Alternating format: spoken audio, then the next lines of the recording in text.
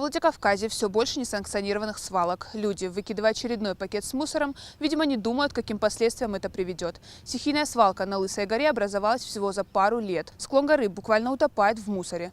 Жители города не стесняются во время прогулок кидать пустые бутылки, стаканы и объедки вниз со смотровой площадки. По данным специалистов, чтобы вывести весь накопленный мусор, понадобится несколько бульдозеров и десятки человек. Буквально на прошлых выходных мы со своим другом решили побежать на Лысую гору. Обычно мы бегаем вот здесь, недалеко на Дендрарии. Тут решили попробовать свои силы, забежать в гору.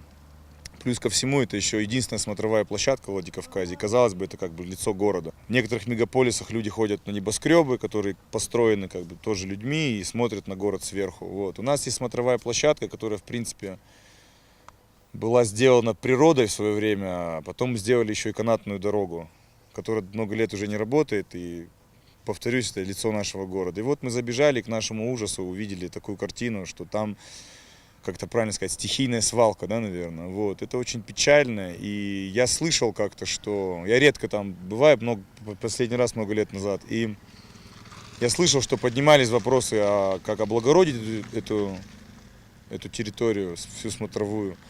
Но, судя по всему, никакая работа не ведется, и это печальное зрелище. Законом предусмотрено наказание за несанкционированную свалку мусора. Штраф должен платить тот, кому принадлежит земля.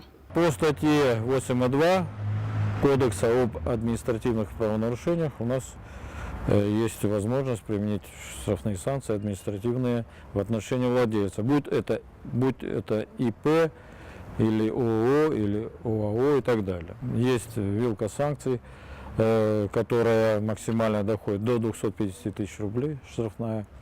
Вот за подобное нарушение, за нарушение, так скажем, экологического санитарного состояния по обращению с отходами производства потребления. Брошенный на землю окурок, оставленные в лесу пластиковые бутылки или недовезенный до свалки строительный мусор. Все это рано или поздно приведет к экологической катастрофе. Для того, чтобы предотвратить это, каждый должен начать с самого себя. Фатима Макиева, Алла Венедиктова, Осетия ТВ.